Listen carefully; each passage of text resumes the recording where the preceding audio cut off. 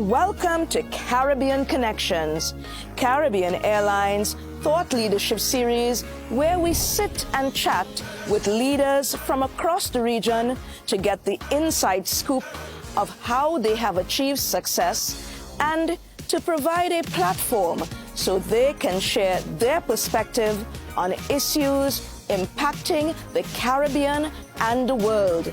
I am Dion Legore, the head of corporate communications at Caribbean Airlines, and I am delighted to host this series of conversations. Joy Jibrilu is well known and respected in tourism and business in the Caribbean. She has the distinct honor of being the first Bahamian and the first female CEO of the Nassau Paradise Island Promotion Board. An attorney by profession, Joy has served in distinguished positions in the Bahamas as the former Director General of the Bahamas Ministry of Tourism and has also held several influential positions in the United Kingdom and West Africa. Join us for part one of this interview where we chat with Joy Jibrilu. Joy, welcome to Caribbean Connections. Thank you so much, Dion. It's an absolute pleasure, and it's also an honor to have been invited to be a part of this Thought Leadership Series. So thank you once again. We are absolutely delighted. Congratulations on your appointment as the first Bahamian and the first female CEO. This is a wonderful achievement. We celebrate it as Caribbean people because we know we have the competence and know-how to lead our industries successfully. So well done and congratulations. Thank you. That means a great deal. And, you know, I heard the same sentiments here in the Bahamas. And to hear that it's resonated throughout the Caribbean region is truly heartwarming. And certainly from our own local perspective here in the Bahamas, for so many people in the tourism industry, for them, they said this was a glass ceiling that they never saw being broken in their lifetime. A woman and also a Bahamian. And to hear you say that really, really is an honor to have been invited to take this role and to now be in this position. Well, you certainly have our support to ensure that we achieve the success that's right there for the taking. And as you mentioned, the persons providing feedback in the region and in the Bahamas, you are very well known in tourism circles in the Caribbean with extensive experience in both the private and public sector. Could you tell us a bit about this varied experience and some of the critical success factors that have propelled your career? You know, when I look back at my career, I really marvel myself because, to use your words, it has been truly varied. And if I look back 30 years ago and see where I am now, there was nothing at that time that would have prepared me to be where I am and just enjoying this experience, my career, everything that it encompasses so fully. I trained, I think you would know, as an attorney at law. In fact, I was called to the bar in England and Wales, as well as the Bahamas. And I knew without a doubt that I would be a lawyer that would make a difference in the world. Of course, I go and get married, and my husband had the most interesting proposition, an opportunity to move to West Africa. Well, I was all for it. And I said, yes, when? And so that began a journey that has changed the course of my life. Because going there, I found that practicing law was not as easy as I thought it would be. And so I was, for quite a period of time, doing almost nothing. And I knew that this was not for me. I wanted to do something, but it was what? That was the challenge. And then one day I saw an ad for a primary school teacher, and it spoke to me. And it spoke to me on a level that people never understood. And to this day, they still can't understand. And the reason is because when I arrived in West Africa, Nigeria, I saw how keen people were on education, that they would do anything. An education that we in the Caribbean take for granted. We have the opportunity to go to school from nursery, kindergarten, straight through to leaving at age 16 or 18. If you do well, you can go on to tertiary education. Those opportunities didn't exist, but people would do anything for it. And I think that caused me to look internally and say, I've taken something for granted, where this is something that's important, that's precious. And so it spoke to me. I applied for the job. They were absolutely shocked. Am I sure? They're looking at my CV and saying, really, is this the job? To cut it a long story short, I got the job. Absolutely loved the classroom, but knew that already my mind's thinking I could do something more. And then the opportunity to head the school came out, and I applied for it, and I said, I know you'll say I'm not qualified, but I'd like to put myself forward because already I've been thinking of changes that I believe, in my ignorance, that could enhance where we were. Again, a long story short, I was privileged to get that job, but that opened up the world to me because this is international education. I was dealing with embassies from throughout the world, children of ambassadors and people who worked in multinational corporations.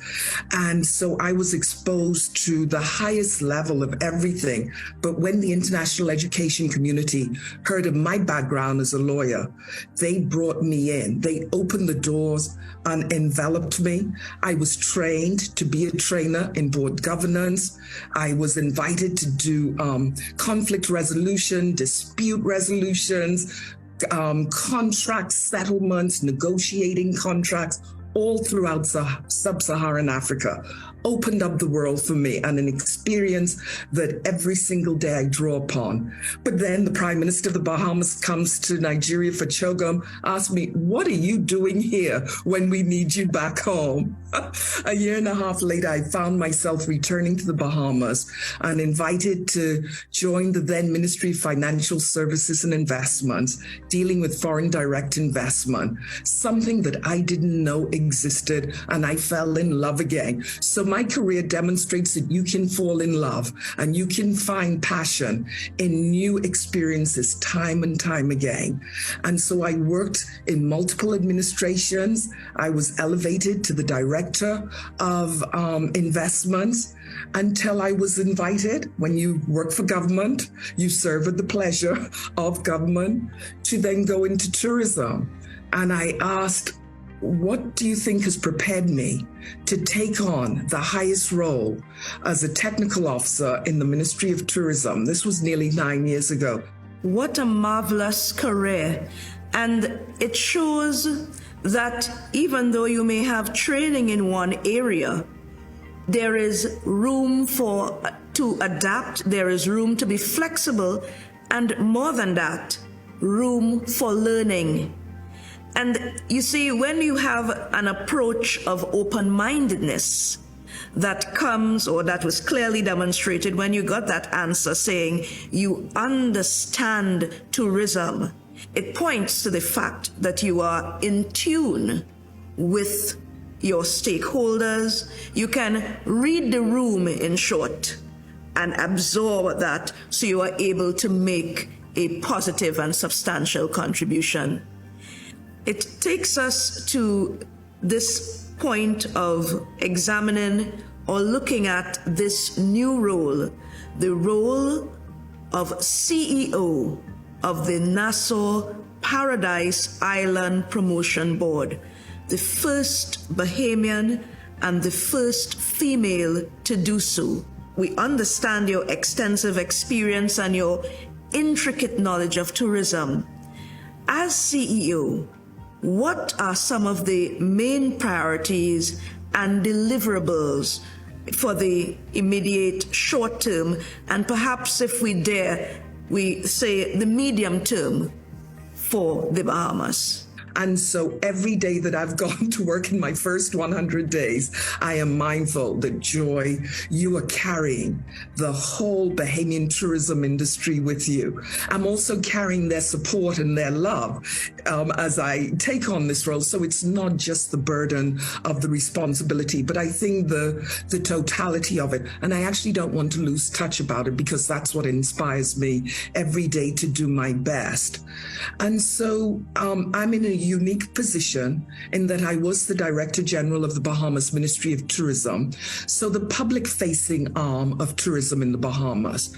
And we worked very, very closely, me in that capacity, with the private sector, including Nassau Paradise Island Promotion Board.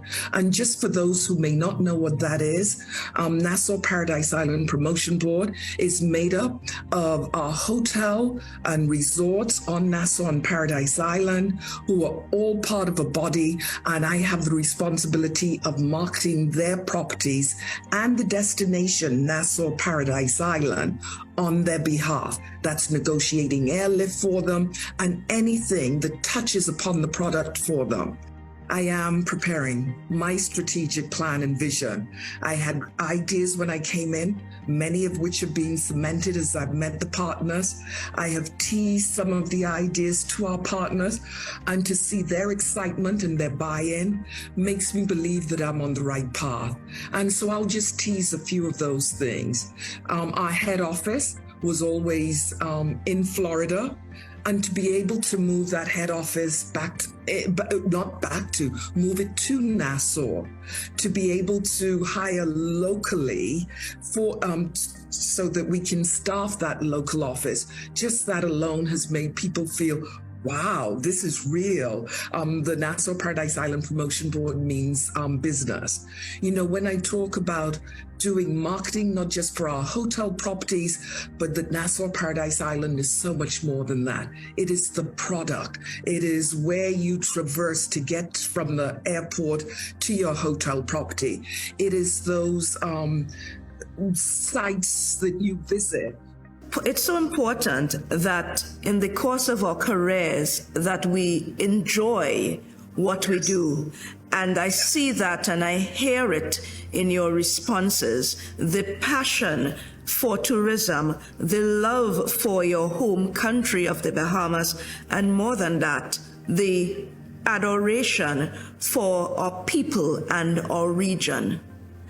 And this is wonderful. It has been one of the themes that have recurred throughout our discussions with the regional leaders, the fact that Caribbean people can, and knowing that the leadership that sits in key positions now are carrying that flag, and proudly so, it is awe-inspiring.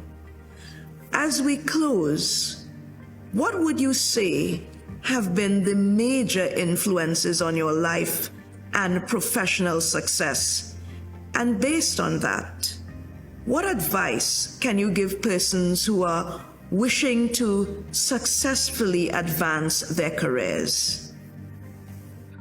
Dion, it was interesting that a little earlier you talked about, or you recognize that I'm a lifelong learner. And that's an adage, that's a saying that I say, I am a lifelong learner. I believe in education. I believe for us as a people, education opens the door. We're not privileged enough in many cases that we can go in without having something to back it up, to get us in through or in the door. After that, of course, it's up to us. So what's gotten me this far, that I have been a lifelong learner, that it hasn't just been law. It was what led me to become a lawyer. It's what did I do after? It's what do I continuously do? Constantly having to retool myself, even in tourism, where we were 8 years ago to where we are now. If you're not on top of it, on top of trends, you're going to be left behind. And so that's something that I have said to everybody who I've had the privilege of either leading, being a part of my team, mentoring.